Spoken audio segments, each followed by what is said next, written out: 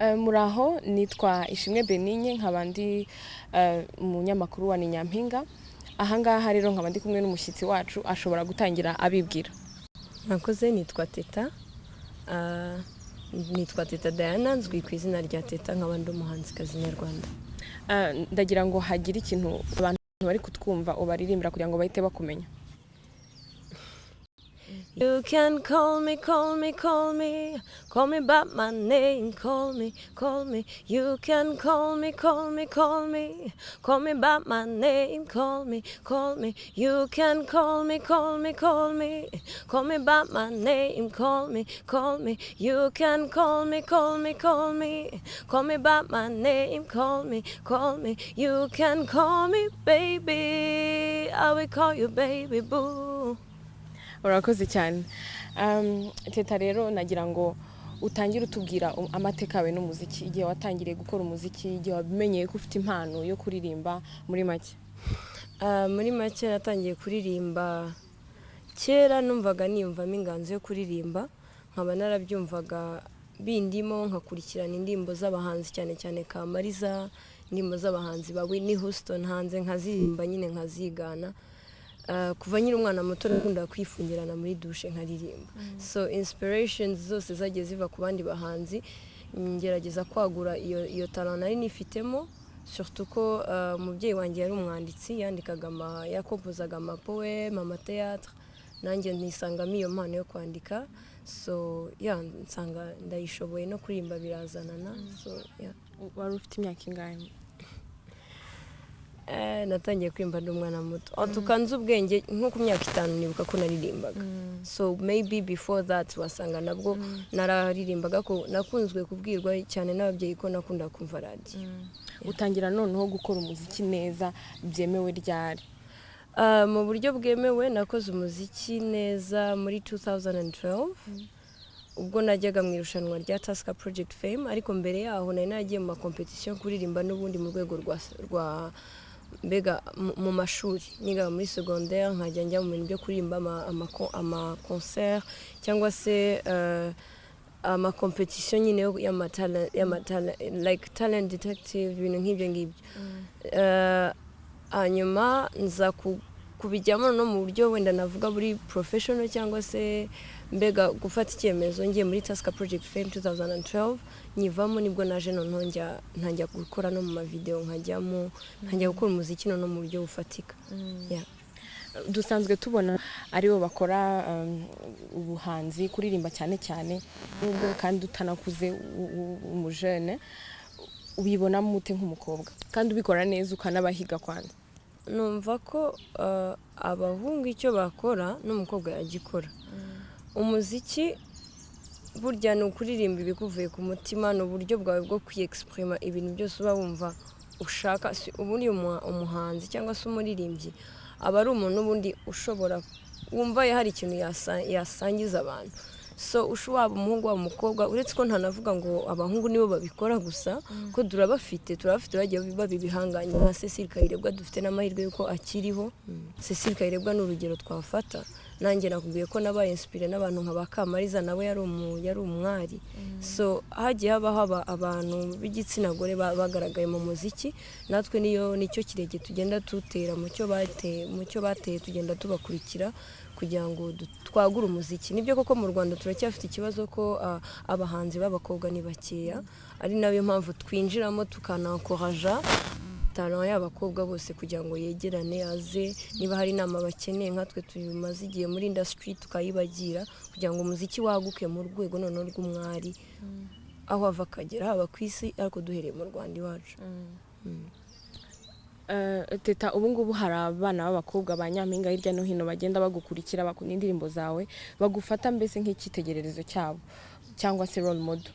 Ariko nawe ibyo ari byo byose hari abantu wakuze watubwiye, harimo Cecile Kayirebwa ndetse na Kamariza wagiye ureberaho. Hari abandi bantu batandukanye yaba hirya no hino ku isi cyangwa se no mu Rwanda waba waragiye ukurikiza mu buhanzi bwawe ndetse no mu myitwarire yawe nk'umukobwa? Yes, nk'umukobwa cyangwa se nk'umuhanzi, mbere na mbere umuntu wanyesipiye cyane ngewe ni Kamariza. Naramwumvaga kuva nkiri mutoya, turi no hanze ndibuka ko twagiraga amakasete ariho indirimbo za Kamariza so nkamukunda cyane nkumva ukuntu aririmba nkakunda ukuntu message uburyo ijwi rye aririmba nyine ukumva riragufashe so yaranyespiye cyane hanyuma Lauryn Hill ari mu bantu nabo banyespiye and then Bob Marley nkunda message ye nkunda ko yubatse izina mu rwego rw'isi urabona turamwambara Bob Marley ndamukunda cyane so abo nibo bahanzi batatu naheraho mvuga mbega de base bamfashije cyane mu muziki nakoze yes ufite imyaka ingahe ejo bundi ku itariki 5 z'ukwa gatanu nujuje imyaka 22 Teta imyaka 22 ntago ari imyaka wavuga yuko ari myinshi cyane ariko hari indirimbo yawe abantu benshi bakunze bazi muri no minsi cyane cyane mu gihe cyo kwibuka waririmbye yitwa Ndaje ijyanye no kwibuka jenoside yakorewe abatutsi mu 1994 wowe nk'umukobwa ariko utari mukuru udakuze cyane wari ufite imyaka mike muri kira gihe iyo uyiririmba uri imbere y'abantu bakuru kandi ikabakora ku mutima uba wumva umeze ute mu mutima wawe numva niyakiriye impamvu mbivuga indirimbo yitwa Ndaje c'est ma propre composition nanditse ugisobanura ifite numva ngo ndaje so naje nje mu rwego rwo guhoza urumva uburya ngiye imbere na mbere nyuma yuko umuntu aba inspire n'abantu bagiye baririmba burya umuntu aba inspired cyangwa ngiye ku giti cyanjye mba inspired na life situation ibintu byabayeho rona jenoside yabaye mu Rwanda birakwiye ko abahanzi natwe twiririmba kugira ngo itazongera kubaho haba mu Rwanda cyangwa no ku isi hose so nararimbaga ndaje Rwanda nje guhoza u Rwanda nje guhoza imfubyi nje guhoza umubyeyi w'inshike udafite n'umwana atuma amazi so nararebye ndavuga umusanzu wanjye nka Teta ko ndi muto jenoside yabaye ndi muto wenda nta nibyo nyiziho byinshi ni iki nakora ko ndi umunyarwanda tout ce qui est passé au Rwanda nanjye birandira ko ndi umunyarwanda so ni iki nakora kugira ngo nyine societe nyarwanda inyibonemo kandi yumve ko nifatanyije nayo muri gahunda yo kwibuka so ndavuga nti rero ndaje we muntu wataye ikizere wumva ko udafite umuntu n'umwe Teta ndahari uramfite so ni muri urwo rwego naririmbye indirimbo Ndaje hanyuma kuyiririmba ndi muto nkanayimbira abantu bakuru numva ko nabyo bihari ukuntu biri powerful kuko bitanga ikizere ko ejo tuzubaka u Rwanda ruzima turi batoya yes fine ariko we know what happened in this country and ntabwo dushaka kubyongera kubaho so umusanzu wanjye nuko nubaka igihugu mbicishije mu buhanzi ariko cyane cyane nkatanga ikizere ko ejo hazabaho ari heza kandi ari twe tuzahageza kuri iyo ntambwe yo kuba heza tugendeye ku byagezweho ni byiza ariko dukomerezeho tunarusheho so hari ikizere gica muri ubwo buhanzi nkaba numva nanabishishikariza abahanzi bose kwiyumvamo ko bajya baririmba plus ibintu bitanga ikizere kuko igihugu ni cyiza kandi nicyo dufite nicyo dukwiye no kurata so reka tucyubake none nko mu myaka 5 iri imbere wibona hehe mu buhanzi bwawe nizihe ndoto ufite nihe mishinga ufite mu myaka iri imbere yes mu myaka iri imbere sinakera imishinga ya mbere numva mfite no gukora cyane mu buryo bugaragara yes fine ndakora nk'ubundi nabashije kugera muri guma mbasha gupfuva koko nkwiye no kugumamo bagenda berimina ndacyarimo n'urugendo rurerure ariko umushinga wa mbere numva mfite wenda undi hafi cyane muri iyi minsi sino mu myaka ni mu minsi no kuba nakora collabos ku buryo na expanding umuziki ntugume hano mu Rwanda nkaba najya i Bugande nkakorayo nkajya Kenya nkajya East Africa then who knows maybe in festivals because I've already been in FESPAM muri Brazzaville aho twagiye n'ubundi tugaragaza umuco gakondo ko n'ubundi ndirimba gakondo sometimes iyo ntagiye muri urban music nkora gakondo nkaba numva ari une identité nkaba numva nzanabikomeza ari nayo mpamvu ni nayo cadre ubundi nakozemo Ndaje kuko iri ifite style ya traditionnel nkaba numva nakora n'izindi nk'izo ngizo nkaba numva nahagarira u Rwanda mu ruhando mpuzamahanga ariko icyambere na mbere numva kindi hafi cyane no gukora collabos expanding umuziki ntugume mu Rwanda gusa kuko nshobora kurimba icyongereza nshobora kurimba igifaransa umuziki ukaguka ejo bundi sinzi ubwo narebaga kuri MTV mbona berekanye ngo the divas of Africa bashyiramo ba Keko bashyiramo uyu nguyu uri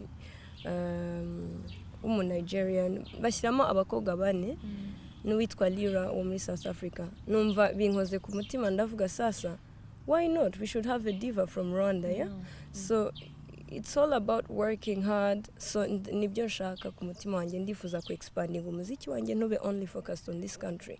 Of course ugahera hano ariko ukaguka ku rwego mpuzamahanga. noneho ndagira ngo uhe ubutumwa cyane cyane ba Nyampinga, abana b'abakobwa muri rusange mu buzima bwabo bahura nabwo bwa buri munsi, ariko nanone uhe ubutumwa nanone ba Nyampinga bafite indoto nk'izo nawe wigeze kugira. Nibyo koko, indoto sibo bonyine, twese ntawe utarota, kandi burya nta kintu wageraho utakirose. So Nyampinga cyangwa se mwana w'umukobwa ukurikiye iki kiganiro turimo aka kanya, njye nka Teta, mbere yo kuba wenda kugira ngo umenyekane nawe ube wamenya, nari umuntu usanzwe, nari umwana wicara nkavuga nti Imana ndashaka kugera kuri iki.